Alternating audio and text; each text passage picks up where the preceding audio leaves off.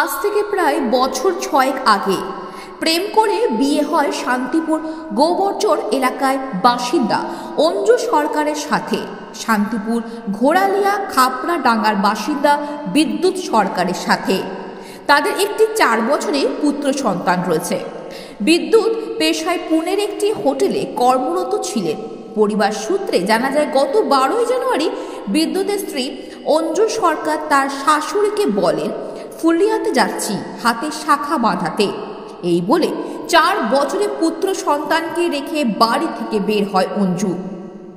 এরপর স্ত্রী অঞ্জু সরকার বাড়িতে না ফেরায় গোটা বিষয়টি বিদ্যুতের মা বিদ্যুৎকে ফোন করে জানান।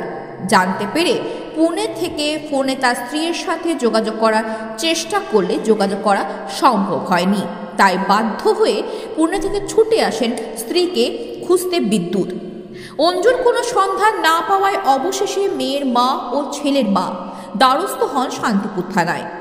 অঞ্জুর খোঁজ না মেলায় চিন্তিত পরিবার। কিভাবে এই 4 বছরের ছেলেকে মানুষ করবে বুঝে উঠতে পারছে না বিদ্যুৎ এবং বিদ্যুতের মা।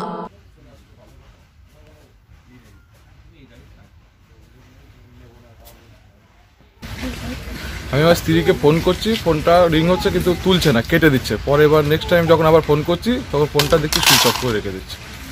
মাঝে মাঝে রাত্রি 12টা 1টার দিকে আমি ট্রাই করি, ফোনে রিং হয় কিন্তু ফোন। থানায় অভিযোগ করতে আমি আর আমার বিআইন। কি নাম আপনার বিআইনের? শর্মিলা রায়। আপনার নাম? আমার নাম বিমালা সরকার।